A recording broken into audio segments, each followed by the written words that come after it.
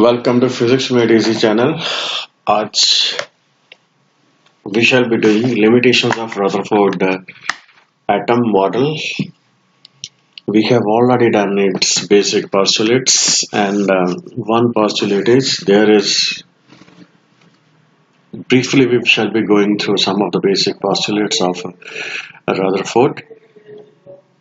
So there is a heavy body, positively charged body inside the atom, which is known as nuclei, and electrons revolve round this heavy body in circular orbits, and electrons are negatively charged. Atom is electrically neutral, and electrostatic force of attraction provides the necessary centripetal force for circular motion. So these were the basic points. On the basis of these points, we calculated kinetic energy Z square by 8 pi epsilon naught r, and then we calculated radius in terms of kinetic energy. Radius is inversely proportional to kinetic energy.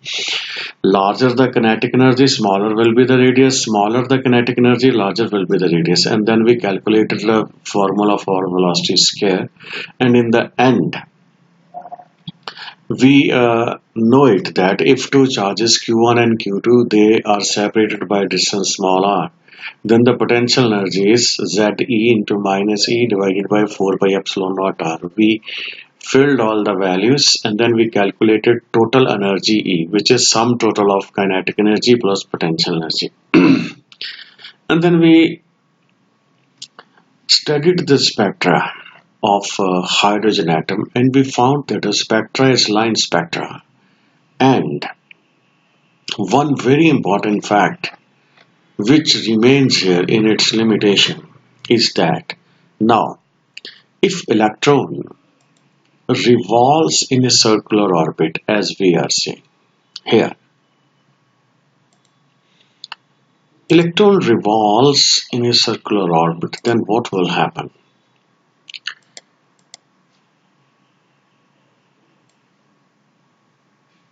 If electron revolves in a circular orbit, then it gets accelerated. Now electron revolves in circular orbits. In circular orbit, what happens is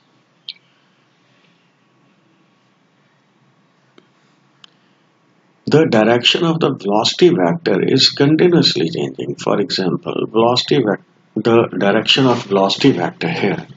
If I have to draw, I will draw the direction of velocity vectors. So this is the direction of velocity vector, this is the direction of velocity vector, this is the direction of velocity vector. Now their speeds may be constant here, but their directions are changing. Direction of the speed is changing. So it means velocity v is varying. If velocity varies, then it means electron is accelerated.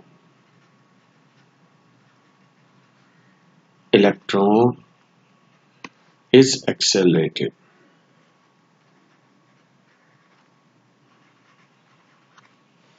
Electron is accelerated. If electron is accelerated, now electron is accelerated. If electron is accelerated, accelerated charges emit EM radiations. This is the basic principle of electromagnetic radiation. It means they will emit electromagnetic radiation. Now, as they will emit electromagnetic radiation, it will continuously lose energy.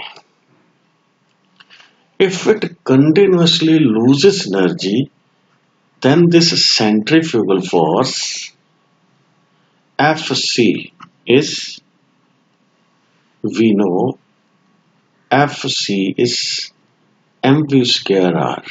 It continuously loses energy, r reduces.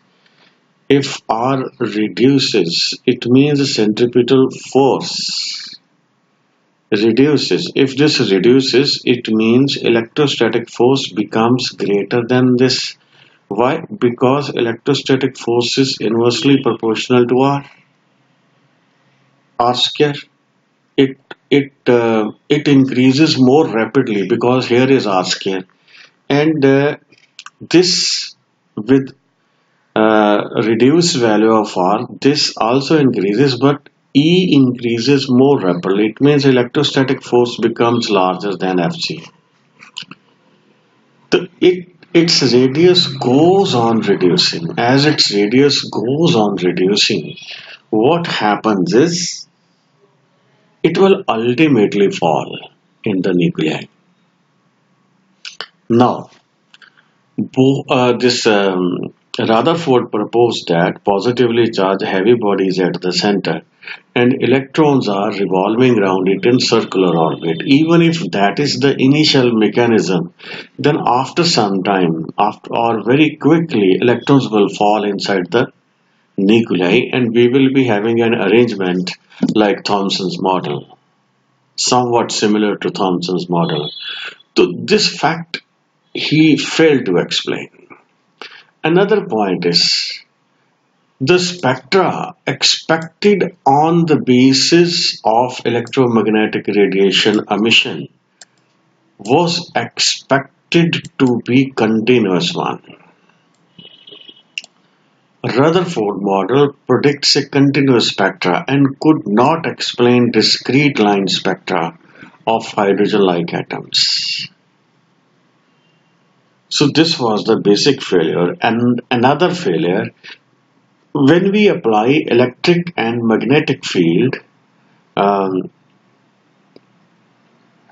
the atom, then what we saw that one line gets split up into 2 or 3 lines, and even one line was found to be made up of 2 or 3 lines.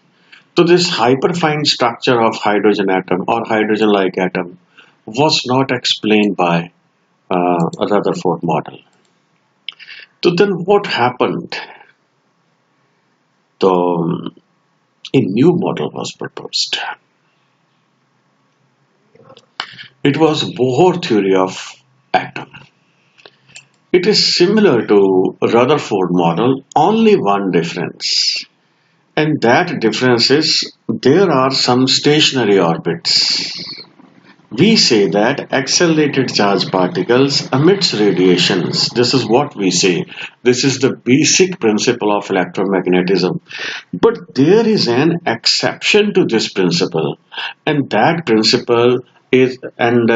exception is a stationary orbit. Stationary orbits are those orbits in which stationary waves are formed, and in those orbits, despite acceleration of electrons, they don't emit radiations. It means stationary orbits are stable orbits. So this is basic difference between Bohr theory of atom and Rutherford theory. Now let us go through this concept step by step.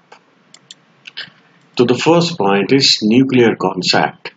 An atom is made up of tiny heavy central core called nucleus. Electrons revolve round the nuclei.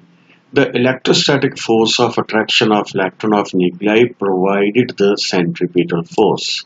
This is same as we have done in what Rutherford model, that Fc, F electrostatic force, E, I will write here K, later on we will fill the value, Q1 Q2 by R square. This is the basic formula for electrostatic, that is Coulomb's law. Now if I fill this value, I am not substituting the value of A. So this is ZE is charge and minus E is charge on electron divided by R square. So this directly says that F electrostatic force is minus ZE square 4 pi epsilon naught R square. This is equation number 1. Now Fc is centripetal force. This is mv square by r. Let it be equation number 2. And the next is quantum condition. Now, from the condition of stationary waves, we drew a quantum condition. And what that quantum condition is? According to classical mechanics theory, accelerated charged particles emit radiations. This is the classical theory. A charged particle in circular motion is accelerated and emits radiation. So classically all orbits are unstable. According to quantum mechanics, the orbits in which the angular momentum of electron is integral multiple of h by 2 pi are stable. So this is an exception. Now, what quantum theory says is written here, is typed here, but I will do it in writing. Angular momentum L, which is a vector quantity, this is equal to mvr is equal to h by 2 pi, or L is mvr, and this is integral multiple where n is integer, is equal to, I will write n, I can also write here h bar. H bar means this h by 2 pi, and the value of n is 1, 2, 3, proceeding like this. H is Planck's constant here. So what does this mean? This means that angular momentum of orbiting electron is quantized, and we have also studied in magnetism that due to the quantization of angular momentum, magnetic moment is also quantized. Magnetic moment is also quantized. What quantization means? It means there will be a basic unit. We can have only integral values of that basic units, not all values. For example, angular momentum can have value h bar. Now from this quantization, what quantization means? Angular momentum can have value h bar, 2h bar, 3h bar, 4h bar, and like this. Now it cannot have value 1.5h bar. This value is not possible. And on the same lines, this value, for example, 2.6h bar, this value is also not possible. All these values, they are possible values, means integral multiple of some basic unit is possible. So it means angular momentum cannot take all the values for stable orbits. Stationary orbit. Now why do we call them stationary orbit? Now while revolving in the permissible orbits, electron does not radiate energy. Now this is electron does not radiate energy. These non-radiating orbits are called stationary orbits.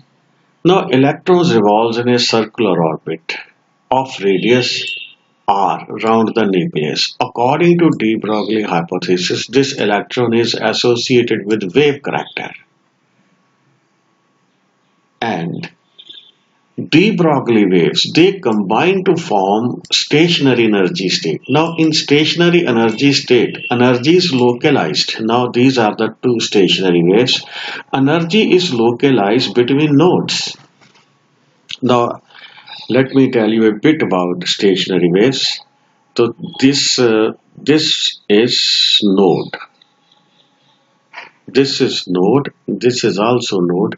This is also node, and this is also node. Where amplitude is 0 is node, and where amplitude is maximum is antinode. It means between two nodes there is one antinode, and between two antinodes there is one node. So these are the stationary waves, and here also we have got node, and here we have also got node like this. So this is antinode, here antinode, here antinode, here antinode, and here also antinode. Now at these points the amplitude is 0. At these points, the amplitude is 0.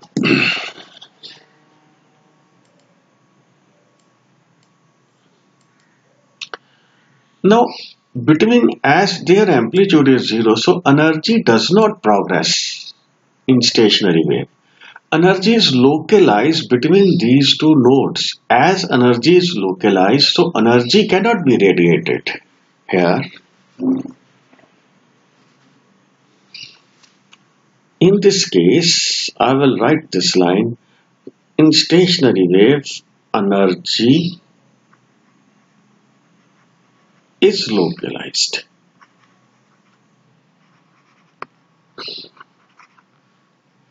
Energy is localized between two nodes and it is not radiated. As energy is not radiated, so electron will not continuously emit radiations and it will not fall in nuclei, which was the limitation of Rutherford model. So Bohr theory has overcame the weakness of Rutherford model. Now, for constructive interference, let I take the radius of this, orbit R. For constructive interference, this 2 pi R path difference should be n lambda. 2 pi R should be n lambda. Now this wave is the wave that I am representing. This wave is a matter wave associated with electron and we are showing constructive interference. If that is not the case, now I take the radii as r dash. So in this case, there is destructive interference. Note down this fact. In this case, there is destructive interference. So as there is destructive interference, so there will be no wave finally. For constructive interference, we have got this condition. What is the condition is 2 pi r is equal to n lambda. Now according to de Broglie hypothesis, this lambda is equal to h by p.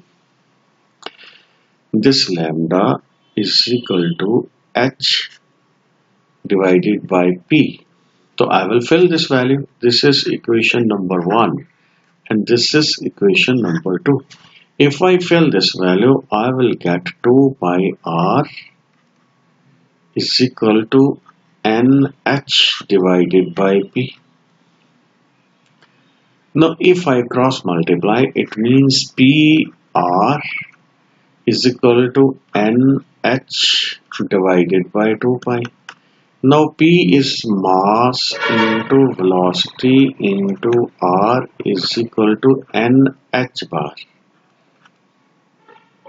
Because here I have taken h bar is equal to h by 2 pi. So from here we got the quantization principle. This is angular momentum. Now L is equal to mvr is equal to nh bar. So this is the quantization condition. So now we have discussed quantization condition. It means orbits are quantized. It means energy levels are quantized. Now, there is a very important condition known as frequency condition. An atom emits discrete energy of photon when electron jumps from, for example, this is higher level, E2 is higher level, this is high energy level,